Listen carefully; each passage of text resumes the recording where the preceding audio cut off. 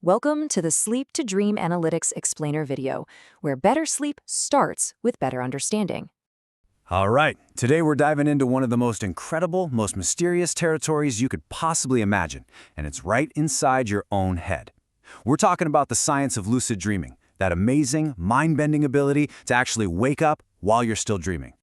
You know that feeling, right? You're in some totally bizarre dream. Maybe you're flying over your city or having a conversation with a talking squirrel, and for just a split second, a little voice in your head goes, "Hang on a second, this is a dream." Well, that little moment of clarity, that's the key. That's the doorway to lucid dreaming, where you stop being just a spectator and you actually become the director of your own movie. So what's really the difference here? Well, think about it like this.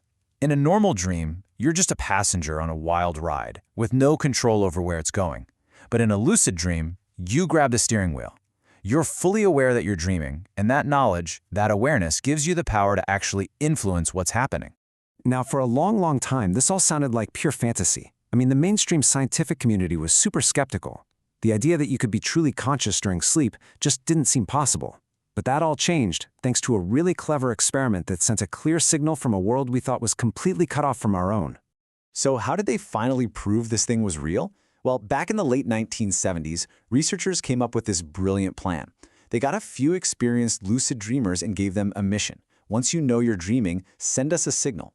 The signal was a very specific eye movement, left, right, left, right. Sure enough, while a dreamer was deep in REM sleep, hooked up to a machine that tracks eye movements, this signal came through, loud and clear. It was the first hard, objective proof that someone could be awake and aware inside their own dream and communicate with the outside world. Okay, so we know it's a real, verifiable thing. It's not just a story people tell. But what is actually going on in our brains to make this happen? What's the neurological switch that flips us from just regular dreaming to this state of lucid awareness? First, we got to set the stage. All of this incredible stuff happens during REM sleep.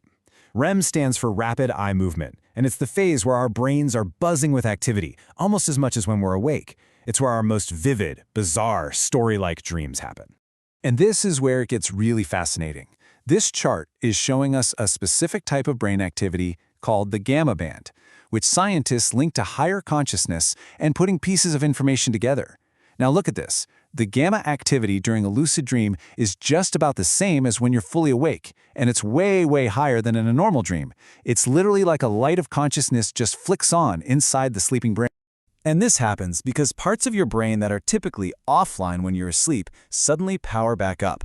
A good way to think about it is this. Your prefrontal cortex is kind of like the brain's CEO. It handles all the logic, self-reflection, critical thinking. In a normal dream, the CEO is out of the office. But in a lucid dream, the CEO is back at the desk, ready to go. And we're talking about a whole network of brain regions that come back online. These are the areas responsible for that feeling of you, your self-awareness, your first-person point of view, and all those executive functions like planning and making decisions. Basically, you get your waking mind back, but you're still inside the dream world. It's pretty incredible. Now, if you're sitting there thinking, okay, this is super cool, but it's probably for a tiny fraction of people, you might be surprised. The data actually shows that about half of us, 50% of all people, have had a lucid dream at least once. So this isn't some superhuman ability, it's a natural state of consciousness that many of us have already touched. So, okay, this is a fascinating state of mind. But what's it good for? What are the practical applications? Well, let's start with one of the most powerful uses, the ability to hack your own nightmares. This quote really says it all. What makes a nightmare so terrifying is that you believe the threat, whatever it is 100% real. But if you can become lucid in that moment, you gain the ultimate superpower, the knowledge that none of it can actually hurt you. The second you realize that monster chasing you is just a figment of your own imagination, the fear just dissolves. And what's really interesting is that this kind of therapy could be a game changer for people who have all sorts of different nightmares, not just the same one over and over. A lot of therapies focus on rewriting a specific recurring bad dream. But learning to be lucid, that gives you a universal tool you can use to face down any scary thing your mind can cook up.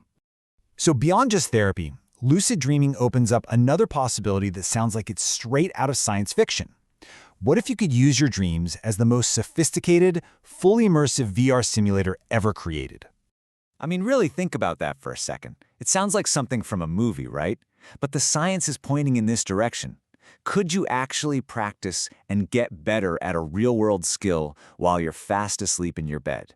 See, unlike just picturing something in your head, a lucid dream gives you full sensory feedback. You can feel your dream body move in a world that feels completely real.